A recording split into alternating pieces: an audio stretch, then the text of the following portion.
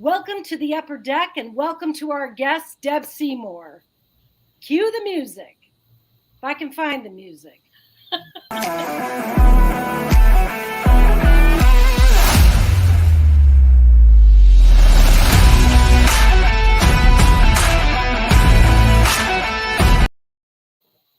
It wouldn't be the upper deck if I didn't screw up the intro somehow.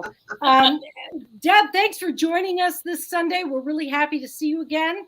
And Deb, in case you are not following her, which you should be on Twitter, is currently an editor for Ball 9. And she's going to talk a little bit about that so you can familiarize yourself. Deb, let us know what you got. Sure. I'm actually a partner by now at Ball 9 and full-time editor. And I also write a column called Up and In that comes out bi-weekly for Ball 9. Occasionally it'll come out 2 weeks in a row, but most of the time it's every other week.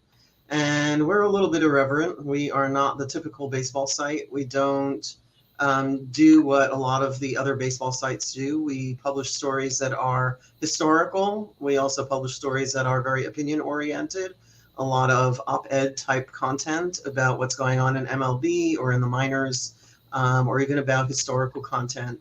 We have covered the Jackie Robinson extensively, and we have covered other aspects of baseball extensively through series of articles. So we don't necessarily just do one story on a particular topic. And each of our writers has certain columns that they're known for, and they each have a name. So as I mentioned, mine is called Up and In. I also was mentioning, we're a little bit irreverent. We try to do things a little bit differently. We don't necessarily adhere to what would be the major league opinion about everything. And we've done some very interesting interviews with real insiders, baseball insiders, scouts. I did an interview with Bill James, who is known as the father of analytics in baseball. And we've had some other very interesting interviews through Rocco Constantino and some of the other people who are partners in Ball 9, who've done some very, I would say, in-depth work that tells you more about the game than a lot of the other baseball sites do. And in addition to that, we do not have beat writers. So we don't have a one writer who covers one particular team and follows them and covers every single game. So that's just not our focus. We're not like a newspaper in that way. And what we do is just more content that would be interesting to the really serious baseball fan who wants to know a little bit more than just what you see on the surface. So thank you for letting me talk about that a little bit. Absolutely. It deserves the highlight, and everyone that follows the show knows we've been dedicating time to talk about women in baseball. And Deb, you are an example of women doing important things in baseball through the work you with Ball 9 there. So really happy to have you with us and bringing the perspective, both Yankees and baseball wide, because everything you just mentioned. Just want to take a second to say hello to some people that have joined us. So, hey, FG, Joe, Lori, great to see you guys. And Yankee King, good to see you joining as well. Thanks for being here today. So like we called the show, 'tis the season. Finally, we're going to see some Yankees on the field doing things. So we really want to have a discussion about what that's going to look like, what the prospects are. And of course, we always throw a little gossip in here and there. So, because, that's what Yankee fans do. Chris, let's hit it. Spring training is coming up next week, starting with the pitchers and catchers. Everybody is looking forward to a couple of battles that'll be highlighted: the left field, shortstop, or just the infield in general. Who's going to be manning what position?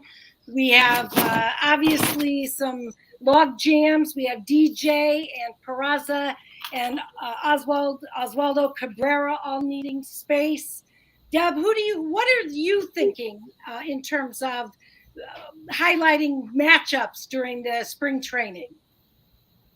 We obviously have a very lengthy list of non-roster invitees.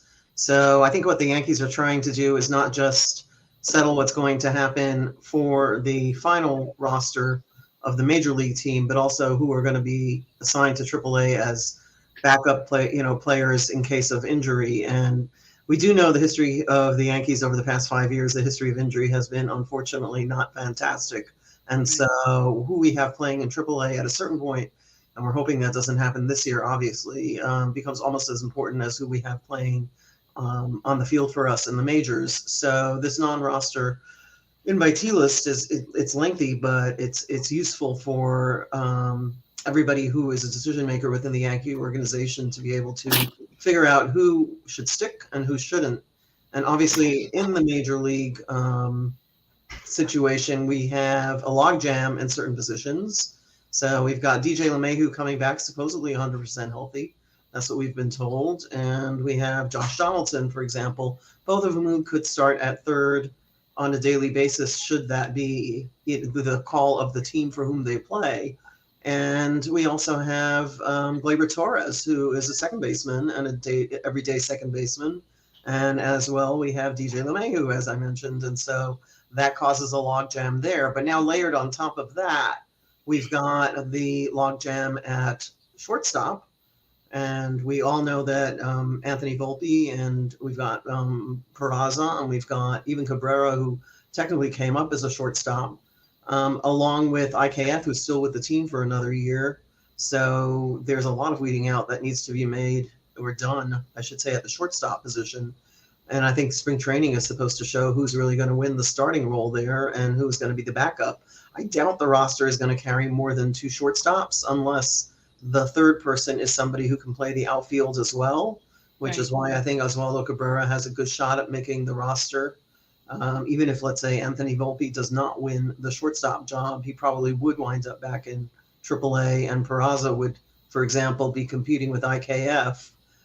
You can't carry 4 starting shortstops on your team. No team can accommodate that with a 26-man roster. So the outfield, I think, is going to be even more interesting in some ways, because the competition there still includes Aaron Hicks, and Brian Cashman has made some very strong statements about how he thinks he's the starting left fielder, even though we know that behind the scenes the Yankees are still trying to make a move to replace him in that position.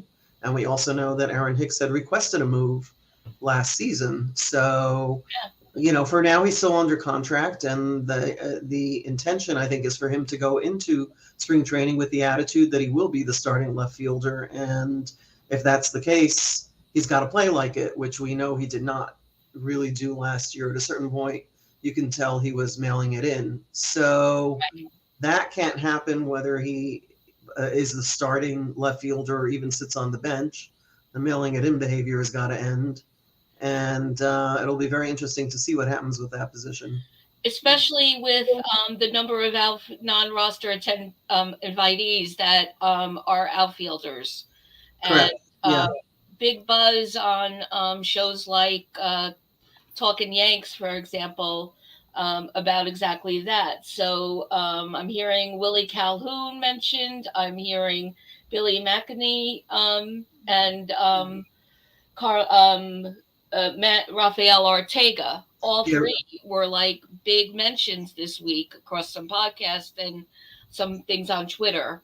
So there's more competition than the competition that already exists, and it's going to be a really interesting audition. I agree. I think Rafael Ortega is the one of those whom the Yankees are most interested in. If I were the Yankees, he's the one of those names you mentioned in whom I'd be most interested. But, obviously that'll be their decision at the end. But yes, I do agree that there will be some strong competition even in that remaining outfield position. And of course, even if Hicks does stick on the roster, he can be the backup in center field. So that's, an important part of why he may still be with the team, even if he gets replaced as starting left fielder and is not traded. Right. Yes. Can you see the tweet that she just I'm put trying up? to read that. Number 13 for your Yankees has a nice ring to it. Yeah. What are we talking about? Hey, There Rob? has to be a rumor to throw in the mix. Yeah. We've Look, come to Yes. the part of the show where we must address the Ronald Acuna Jr. rumors. Yes, I was going to bring that up a little bit later. That rumor began yesterday, I believe. Is that coming from a reputable source, Deb, or do No, you it know? is not. Okay. I Definitely wonder. not. So that does not mean that the Yankees will not acquire Acuna, but the source that reported that they have the strongest interest of any team in him is not what baseball insiders would consider a reputable source. So I think it's fun to play with the idea. Right. I don't think it's at the point where we can take it that seriously yet.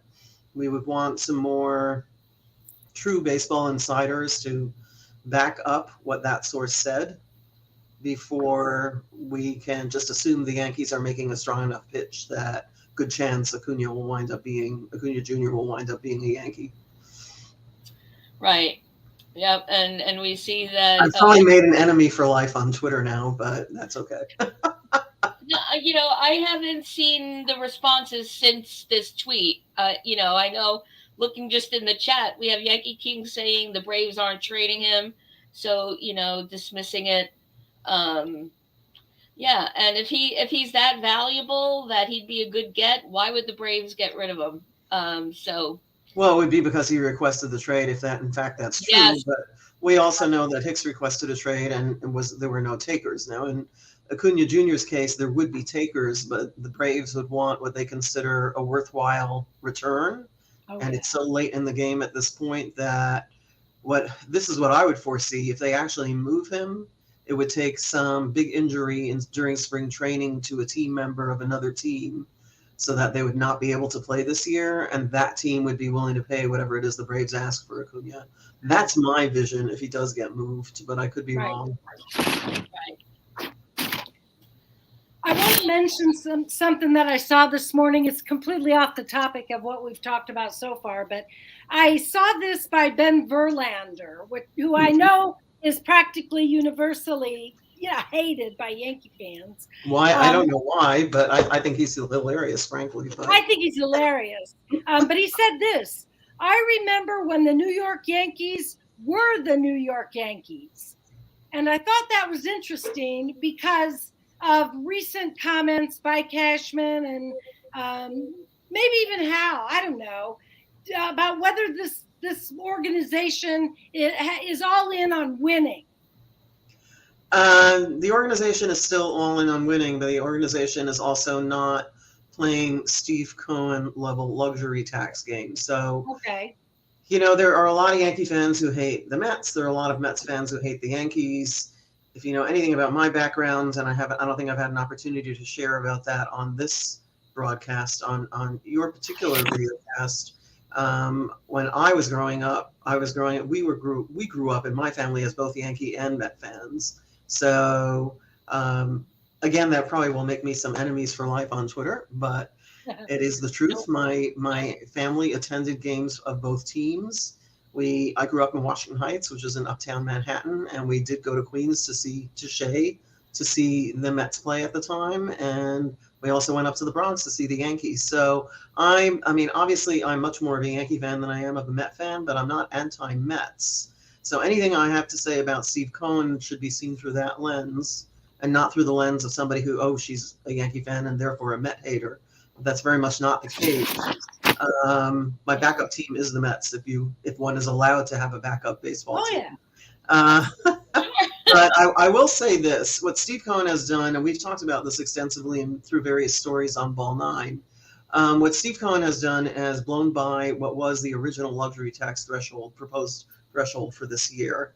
And it's now, in fact, in baseball, it's called the Steve Cohen tax or the Steve Cohen luxury tax level, because he's the only owner at this point who has blown past it, and that is $293 million for salary for the current year on the payroll, but on just team payroll. That's just player salary. So the Yankees currently sit at $289 million. They are $4 million short of what is was intended to be the highest threshold for the year. Cohen has said he will pay whatever additional luxury tax is necessary in order to spend the over 300 million, the well over 300 million he is paying in salary for the current year. Hal Steinbrenner has the second highest level payroll at 289 million, and he's just not willing to rush past that threshold to the level of luxury tax that Steve Cohen will be paying. Does that say something bad about Steve Cohen? I don't think so.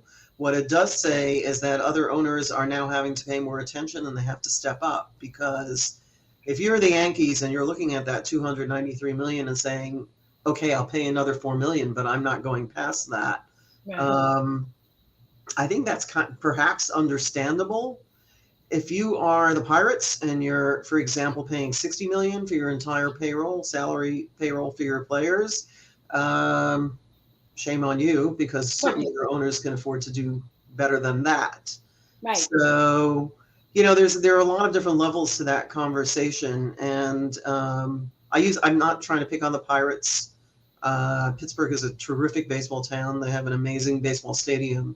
It's more that they have had the lowest payroll in baseball for many years now, and it's just easy to target them for that reason, unfortunately. But the point is that, or one of the lowest payrolls in most years recently. So their owner really needs to step up, and an owner like Steve Cohen is starting to set that standard. The question is whether MLB, the group of owners themselves, will get together and say, okay, what Cohen is doing is putting too much pressure on the rest of the league, and therefore, even though he's doing it this year, we're going to have to manage how the luxury tax is dealt with differently in coming years. Right. Absolutely. Yeah. And I want to jump down to the chat. Elliot has a question for us. He said, ladies, what gets you excited about spring training? And I thought I would jump on that with one name, Carlos Rodon. I'm excited about that for spring training, seeing him and, just that rotation coming together, because it's going to be fearsome. I think so, too. This business about Montas does not help, but we never really got to see what his potential was anyway last year. So we don't know whether he would have been, let's say, better than Herman had he been healthy.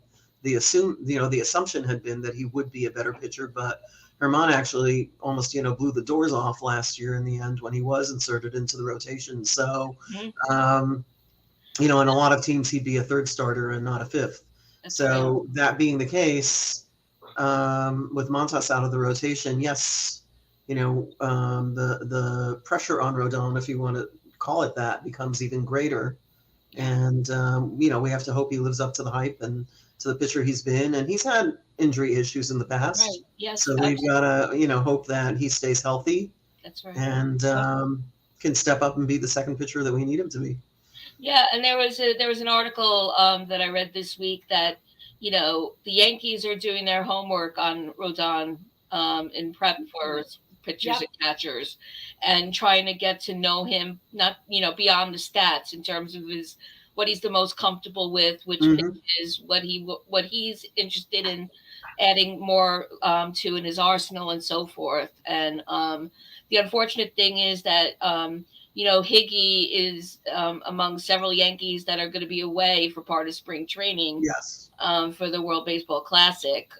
So he'll lose some of that getting to know him time. But and Montas loses his chance to audition during spring training. So yes, he'll be the mystery guest. I find it questionable that he'll be back in a month anyway. So exactly. There's going to be rehab involved. He's going to be spending time in the minors. The whole story is going to get more complicated before it gets less complicated. Right. Well, let's just hope that, Montas gets healthy and is able to, be inserted, because we know we're going to have injuries anyway in the starting rotation. Eventually, somebody will. Yeah. Maybe this will be the first year in forever where that doesn't. My fingers crossed, but. Yeah, and that actually brings me to Clark Schmidt, and I don't know what your thoughts are about him as one of the backups in the rotation. Curious about what you both think of Clark Schmidt to this point in his development? I'm excited about Clark Schmidt. I think he's going to probably, is he going to take on, well, maybe Marinaccio, but somebody's going to take on the Chad Green role. Yes.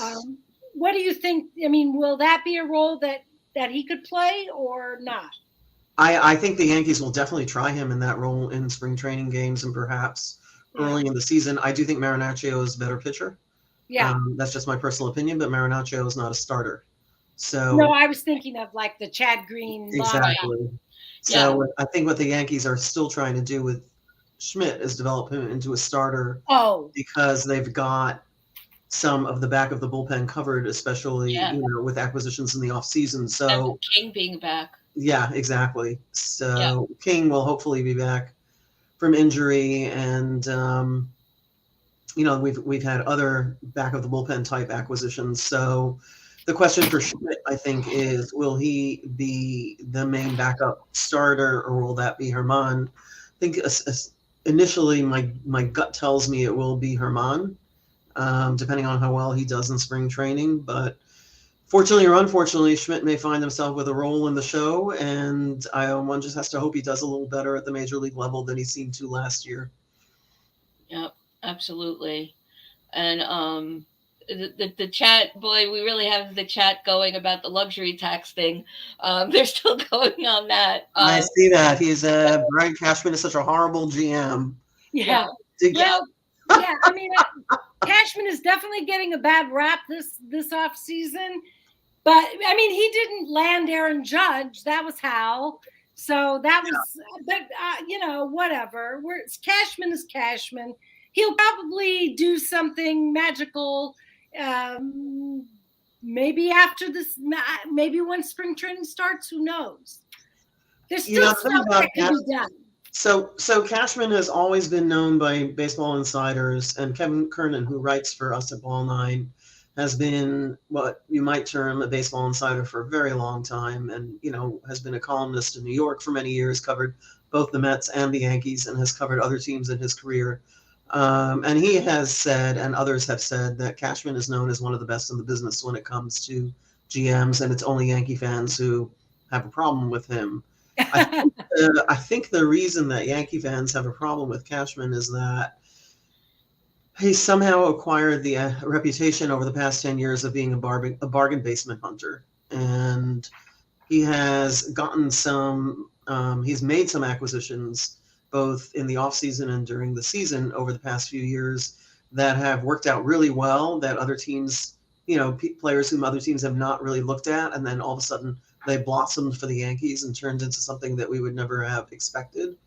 He's also made some acquisitions, and I think Montes, unfortunately, may be a good example of this, maybe he really should have paid what it took to get Castillo instead of doing the Montas thing, and now, we're stuck with a player who's been injured basically since we got him. So, Cashman, I think you can swing both ways on him. On the one hand, he has the trust of most baseball organizations in MLB, and that's very important. On the other hand, he has made some acquisitions that are questionable. I think the one real question that Yankee fans need to ask themselves about Cashman is how many other teams have a GM who hasn't made questionable moves, and especially teams who have been yearly contenders. And, the Astros, well, they've been very, very fortunate with their development and their acquisitions. But if you look at the Red Sox and what Chaim Bloom has done since he got there, if I'm a Yankee fan and I look at Red Sox fans, I almost feel sorry for them. Short of feeling sorry for them as to what has happened to that team since their new GM took over there. So everything is always, a question of degree, and there's always a scale along which you have to measure both the management and the general management. Right. And, John Harvey, who's one of the friends of the pod, he had a tweet asking best front office in the AL East, and he ranked them. And Deb, how would you rank them? And then I'll tell you how he ranked them. Okay, I did not see that tweet. Best front office in the AL East. Yeah. He gave the top 5, Chris, I think. Yeah, he gave Well, he that would ranks be them. the AL East is the 5 teams, right? Right, So 5 teams. Like and he ranking them. Yeah.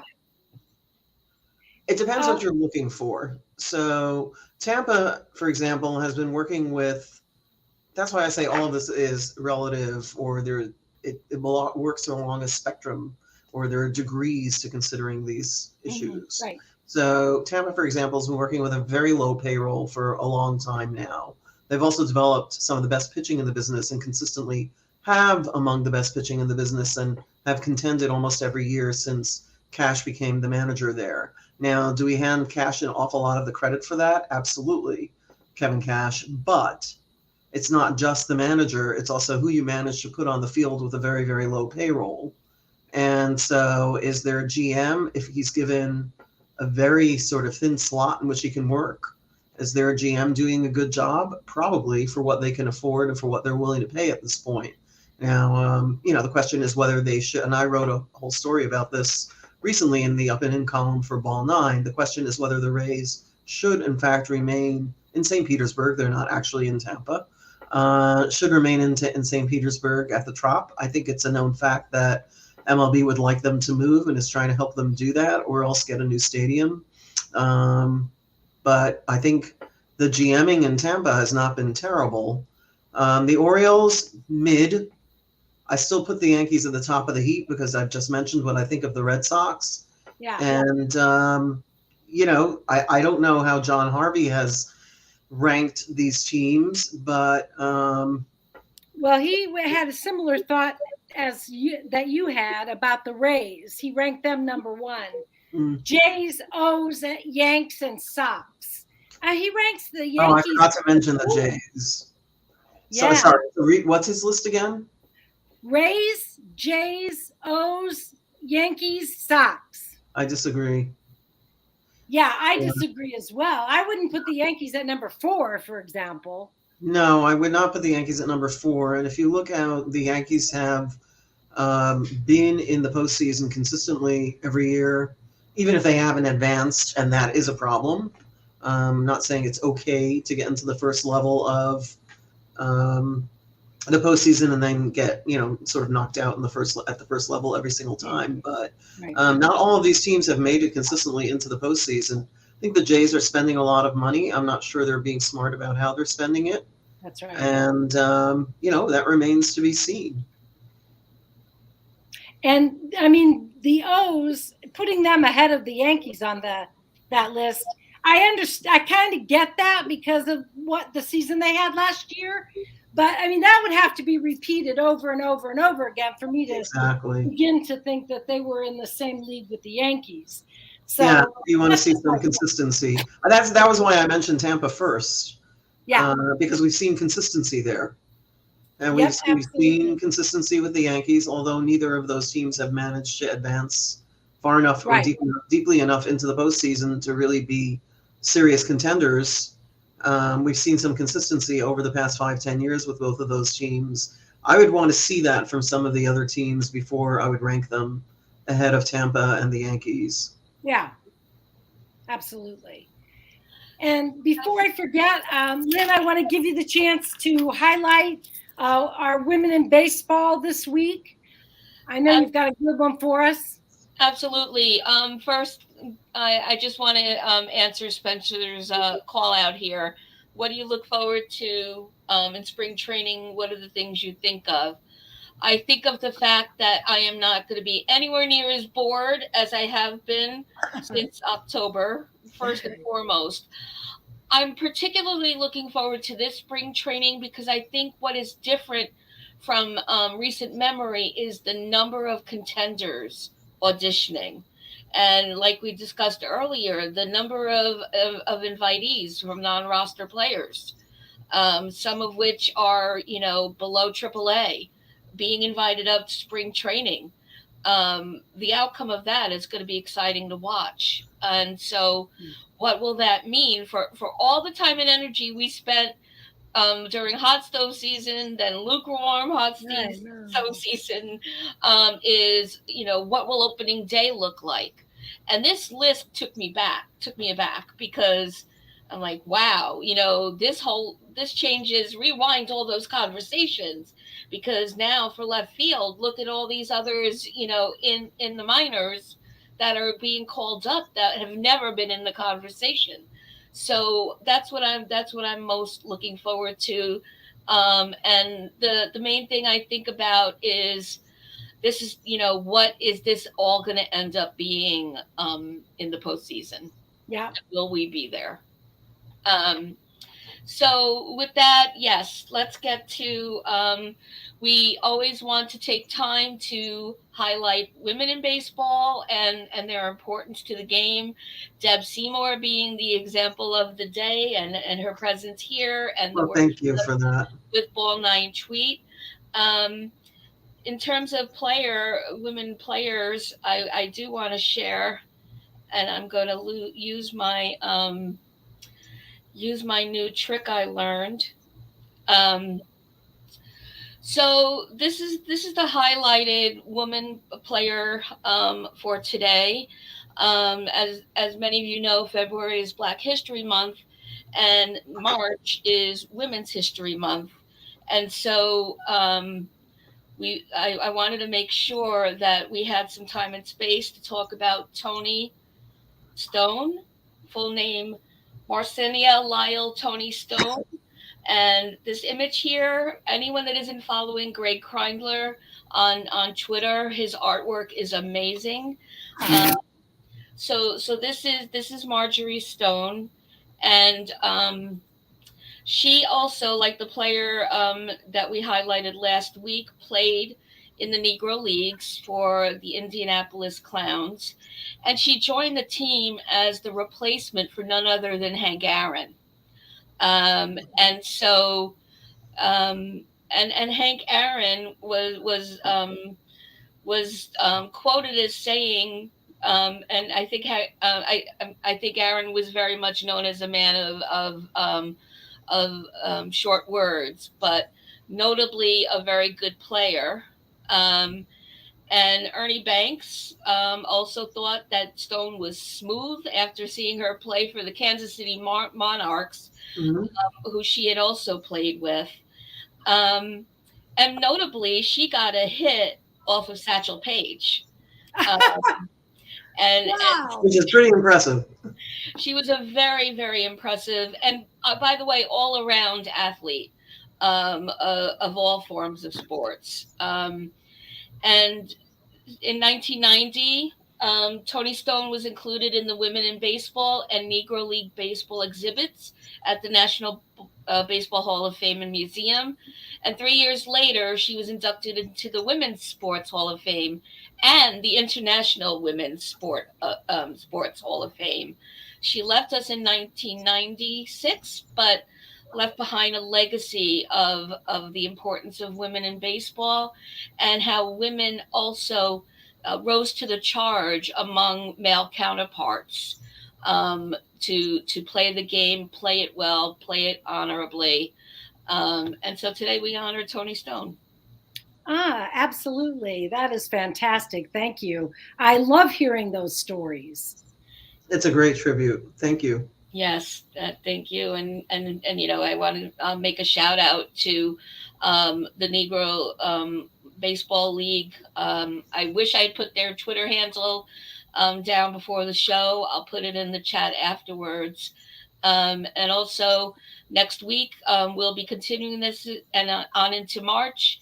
And if you're not following the All-American Girls Professional Baseball League on Twitter, please be sure to do so, because they share a lot of interesting stories about the past and the present, and highlight those players that are still with us and what they're doing currently.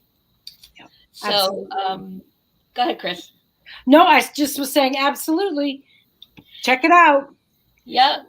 And so that brings us to trivia question of the week. And guess who it comes from, everybody? Spencer. And so here it is. And no prelude this week, Spencer, but short and sweet. Here's the question: who is the former Yankee that is the only athlete to play in both the World Series and the Super Bowl. So apropos, given what tonight is, we'll give football one more opportunity to occupy our times and thoughts. And so, Elliot, thank you for a very timely question of the week. I want to back up one moment to a question for Deb by Long Island Yankee King.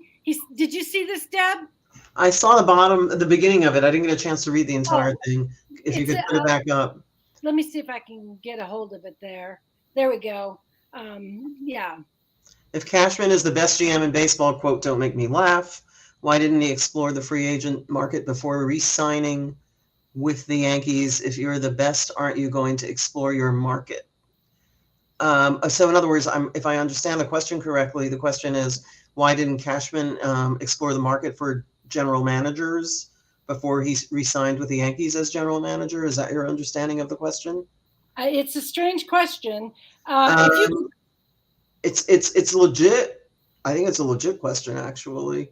Right. I do think that Hal and Cashman, neither of them said this publicly during the season last year, but I think there was an understanding already during last season that Cashman would be re-signed. Dion, yeah, Dion standards. Yeah, I think the answer to the trivia question was just provided. Yeah, but anyway, I do think that Hal and Cashman did go into last season, although this was not publicly stated, and Hal made it clear that Cashman had not been re-signed or extended before the season. I think there was an understanding that Cashman would continue with the team. So he does say that's his question, assuming it's a gentleman. So, good. I mean, Elliot is asking, how do we know he didn't explore the market for general managers? And we don't know that, but I think the understanding was pretty clear by the postseason last year that Cashman was going to be back, and he was not yet under contract. So even though he was not yet under contract, the way interviews with both him and Al Steinbrenner were going, it sounded like that contract was on its way to being signed. Right. Did Cashman explore the market? He might have. Here's a thought about that, and I did think about this during the season last season. His asking price as a general manager may have been too high for some of the teams that really could have used him. Yeah. And you know what? Just think for a minute what it would be like if Cashman was out there for another team. I think Yankee fans would get a wake up as to how great he is. And how, yeah. I mean, unless he was replaced by a better GM for the Yankees, whoever that would be. I'm just putting that out there. There are other GMs in the business whom I consider just as good as Cashman. I didn't say he's the best in the business. I said he's known to be one of the best in the business. And I think there are other GMs. And I mentioned the Astros GM because I think he's one of them who's also known to be one of the best in the business. And unfortunately, they've been the Yankees' nemesis for the past few years, which has kind of demonstrated that their general management has done a pretty good job. So that's something that has to be surmounted, whether it's Cashman or some other general manager after Cashman. And since Cashman, I think, was extended for 3 years, that would be an awfully long wait. But bottom line is, I think Cashman may have explored the market. We don't know. I also think his asking price may have been too high for teams who really could have used somebody with his skills and insider knowledge and all his contacts. And I also think that Hal and he probably did have some unspoken agreement or unwritten agreement, even though that wasn't made public till he was actually re-signed as the general manager. That's just those are my thoughts. Yeah. Well, thank you. Absolutely. I appreciate you coming on the show. I'm sure our Thank you for having me. Are, the people in the chat. Deb, you really gave us some insight into a number of different Yankee topics. I hope I did. I probably irritated a few people along the way. Remember, I do not speak for my employer. So it's not the case that everybody at Ball 9 agrees with everything I say all the time. And we do our own podcast. We have High Anxiety, which we air during the season. And we've done a few episodes during the postseason as well. And beyond the postseason. And you can see, if you ever watch that we argue with each other incessantly. So my views do not necessarily represent the views of my employer or my other partners in the business, but I hope I made things interesting, even if not everything I said was agreed with by everyone. Well, if we had agreements on everything we talk about here and outside of here, it wouldn't be an interesting show. It would be the yes and show. Right. And we a yes but show or a no but show is far more interesting. So thank you, Deb, for everything that you brought to the table today. Thank you. It was my pleasure. And thank you for joining us this Sunday, the last Sunday without some baseball in it. Oh, wow. So everyone, enjoy this week. Enjoy the upcoming baseball news. At least there'll be news next week, I hope. So again, thank you for coming. Don't forget to like, subscribe, and find us on Twitter. We'd love to talk to you. Take care. We'll see you next week.